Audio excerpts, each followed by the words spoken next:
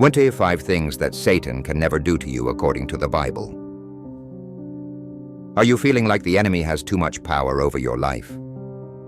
We're revealing 5 key things that Satan can never do to you, no matter how hard he tries. If you've been battling temptation or feeling attacked spiritually, stick around, because by the end, you'll understand exactly why Satan's power is limited and how God's protection is over you. You won't want to miss out on the truth that could change how you face your spiritual battles forever. Chapter 1, Satan cannot tempt you without God's permission. The desert stretched vast and unyielding, its dunes rolling endlessly under the searing sun. The earth below was cracked, parched from the relentless heat, while the sky above shimmered with a blinding light. Jesus stood alone, his once strong body now a fragile vessel, having endured 40 days and nights of fasting. His lips were chapped, his skin pale beneath the dust that clung to him, yet his eyes burned with the fire of a man whose spirit was unbroken. In the quiet of the wilderness, he could hear his own heartbeat, slow and steady, echoing the stillness of his resolve. Around him, the wilderness seemed to hold its breath, as if the very air itself anticipated the clash of forces that was about to unfold. It was here in this desolate place that the enemy would make his move. But this was no ordinary battleground. It was one where spiritual and physical collided, where temptation would come, not in the form of an obvious assault, but through subtle, insidious whispers. And in this vast expanse of emptiness, Satan appeared, his presence creeping in like the shadow of a storm. His form was not monstrous, nor did he roar with the fury of a beast. Instead, he approached with calculated grace, his figure shimmering like a mirage. His voice, when it came, was a soft murmur, tempting yet soothing, as if he were offering a solution, not a snare. "If you are the Son of God," Satan said, his words slipping between the cracks of Jesus' exhaustion, "command these stones to become bread." The desert was filled with the echo of his voice, carrying the promise of relief, an end to the gnawing hunger that had gripped Jesus' body for over a month. For a brief moment, Jesus' eyes flickered to the stones at his feet, their rough edges catching the light of the sun. His stomach tightened with hunger, a hunger so deep it felt as if it would tear him apart. The image of bread, warm and soft, fresh from an oven, seemed to hover in his mind. It would be so easy, so simple. With just a word, he could satisfy the desperate need that gnawed at his body. But then, through the haze of hunger and weakness, came clarity. This was no simple test. Satan was trying to distort the very heart of trust. The battle was not about physical hunger. It was about the deeper hunger, the hunger of the soul. Jesus knew that to turn the stones into bread would not just be an act of feeding his body, it would be an act of doubting his Father's provision. The temptation was not to eat. It was to stop trusting. His voice, though quiet, was steady, filled with the authority of the word that lived in him. "Man shall not live by bread alone, but by every word that comes from the mouth of God." The words carried power, slicing through the illusion of Satan's offer. The enemy's smile wavered. He had misjudged the depth of Jesus' trust in his Father. Satan had underestimated the strength of the spirit that fueled Jesus, even in his weakest moments. Satan's power was limited. He could tempt, but he could not force. He could present the option, but he could not compel the act. This truth hung in the air as Satan, defeated for the moment, withdrew into the shadows. The desert was still again, but in that stillness, a profound truth resonated. Temptation, though powerful, was under the sovereignty of God. Jesus' victory was not just for himself. It was a victory that every believer would share, a reminder that no temptation could overtake them without God's permission. God's presence was in every battle, even in the wilderness. Chapter 2. Satan cannot read your mind. The marketplace was alive with activity. The sounds of bartering echoed from every corner. Vendors calling out their prices, children weaving between the stalls, the hum of conversation rising like a wave over the crowded streets. Jesus walked among the people, his steps slow and deliberate, his gaze taking in each face. To the casual observer, he was just another man. Yet there was an aura around him, a presence that seemed to command the very air. People parted as he walked by, their curiosity piqued, their hearts stirred in ways they could not fully understand. In the distance, the Pharisees stood with their arms crossed, their faces set in stone. They watched Jesus with narrowed eyes, suspicion etched deeply into their expressions. They had heard of his miracles, witnessed his growing influence, and it disturbed them. In their minds, they began to plot, their thoughts swirling with judgment and jealousy. One of them, a leader among them, whispered within himself, "Who does this man think he is, forgiving sins? Only God can do that." The man's face twisted into a scowl, his heart filled with bitterness. He had kept his thoughts silent, tucked away safely behind the mask of his piety. But then, Jesus turned. His gaze, though soft, seemed to pierce straight through the man, as if he could see every thought, hidden within his mind. "Why are you thinking these things in your hearts?" Jesus' voice was calm, but his words carried an unspoken authority that silenced the Pharisees. The man froze, his heartbeat quickening as his carefully concealed thoughts were laid bare. He hadn't spoken. How could this man know? In that moment, the Pharisees realized what they had been avoiding. Jesus was no ordinary man. He could see into the depths of their hearts, knowing their secret thoughts before they had even formed into words. The leader of the Pharisees stepped back, his face paling. For years, he had believed that his thoughts were his own, hidden from the world and, in many ways, from himself.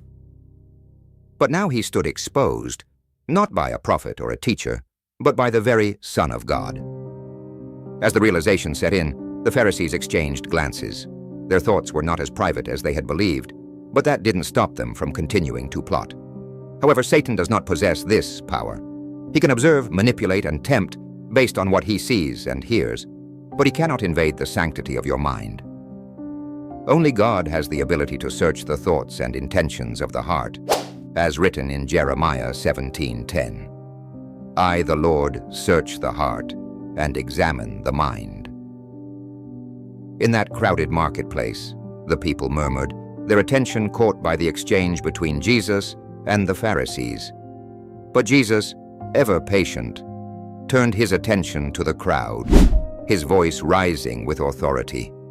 Which is easier to say, "Your sins are forgiven," or to say, "Get up and walk"? The question hung in the air, a challenge to all who doubted. And with that, Jesus healed the man before them, revealing not only his power to heal the body, but his authority over the very soul. Satan can never know our innermost thoughts, for that power belongs to God alone. Yet, in his love, God does not just see our thoughts. He understands them. He knows our fears, our hopes, and our struggles. And in that knowledge, he extends grace. Even when we feel exposed, his gaze is not one of condemnation, but of compassion. Chapter 3. Satan cannot compel you to sin. The room was dim, the only light coming from the soft glow of Sarah's computer screen. She sat at her desk, her fingers hovering over the keyboard, her eyes locked on the email that blinked back at her. It was a simple task. One small lie, one tiny shift in the truth, and the problem would disappear. No one would ever know. The thought lingered in her mind, weaving through her consciousness like a quiet whisper. Satan's voice wasn't loud, nor was it forceful. It was subtle, almost comforting, as if it were offering her a way out of a difficult situation. But deep down, Sarah knew the truth. She could feel the tension building in her chest, the battle between what she knew was right and what seemed easy. Her heart raced as her mind wrestled with the decision before her. The temptation was real, tangible, pulling at her like a rope tied around her conscience. "It's just a small lie," the voice in her mind insisted. "It won't hurt anyone." And yet, the weight of it pressed down on her, heavy and unrelenting. In that moment, a verse came to her mind, clear and unwavering. "But each person is tempted when they are dragged away by their own evil desire and enticed." James 1:14. Temptation wasn't the sin. It was the yielding to it that would bring her down. Sarah closed her eyes, taking a deep breath, her fingers trembling above the keys. She could feel the lure of the easy way out, but she could also feel something deeper, God's quiet voice, calling her to trust Him. She opened her eyes, her resolve hardening. Satan could tempt her, yes, but he could not force her. He could place the choice before her, but he could not make her take it. The decision, as it always had been, was hers. Free will was her shield. God had given her the strength to resist, and in this moment, she realized that the power to overcome was not in avoiding temptation, but in choosing righteousness despite it. With a deep breath, Sarah deleted the email, her fingers no longer shaking. Relief flooded her as the weight lifted from her chest, replaced by a sense of peace that only came from obedience. The temptation had passed, but in its wake, she felt stronger, more connected to God, more assured of her ability to stand firm. Satan had lost. As she sat back in her chair, she whispered a prayer of thanks. The battle wasn't over. Temptations would come again, each one different, each one challenging her in new ways. But Sarah knew now that the power to resist wasn't in her own strength, but in God's grace, and that grace was always enough. Chapter 4. Satan cannot make you suffer without God's permission. The sun hung low in the sky, casting a soft golden glow over the horizon. Job sat in the dust, his body hunched, his hands resting heavily in his lap. Around him, the remnants of his life lay scattered, his once thriving estate reduced to ashes, his family lost in a single devastating moment. The grief clung to him like a shroud, heavy and suffocating.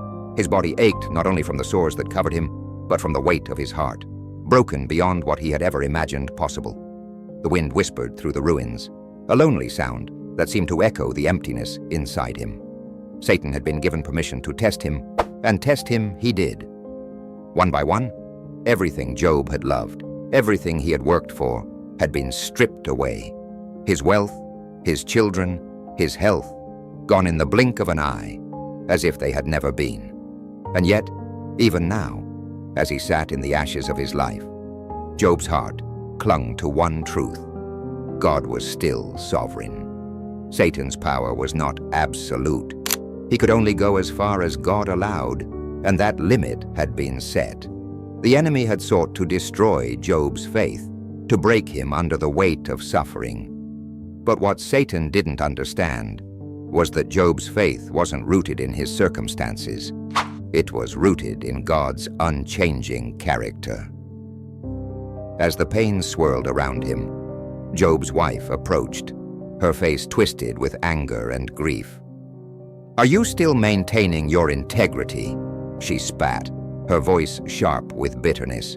"Curse God and die." Her words cut through the air like a knife, filled with the frustration of a woman who had lost everything and could no longer bear the sight of her husband's suffering. Job looked up at her, his eyes filled not with anger but with sorrow. He understood her pain, but he could not follow her advice. Chapter 5. Satan cannot hinder your salvation. The temple was quiet, the flickering flames of the lamps casting shadows along the stone walls. Peter stood before the crowd, his heart pounding in his chest. His voice, once trembling with fear and uncertainty, now rang out with conviction, filled with the power of the Holy Spirit. "Salvation is found in no one else," he declared, his voice echoing off the walls. "For there is no other name under heaven given to mankind by which we must be saved." The weight of his words hung in the air, their truth undeniable. Peter's eyes swept across the crowd, taking in the faces of the people who had come to listen. Some looked on with curiosity, others with doubt, but many looked on with hope, their hearts stirred by the message of the gospel. Salvation was not a distant promise, it was here now in the person of Jesus Christ. And Peter, once a man of little faith, now stood as a pillar of that truth. But Satan was never far. Peter knew the enemy's tactics all too well. He remembered the night of his own betrayal, the night he had denied Jesus 3 times. The guilt had weighed heavily on him, dragging him down into a pit of shame. Satan had whispered in his ear, telling him that he was beyond redemption, that he had failed the very one he had promised to follow. But then came the resurrection, and with it, the truth that had set Peter free. Jesus had prayed for him. He had told Peter that Satan had asked to sift him like wheat, but that he had prayed for him, that his faith would not fail. And it hadn't. Peter's salvation was secure, not because of his own strength, but because of Jesus' unwavering love. Now standing before the people, Peter knew that Satan could do nothing to stop the salvation that had been won on the cross. Jesus had already paid the price, and no scheme of the enemy could undo what had been accomplished. The cross had been the ultimate victory, and Satan's power had been broken.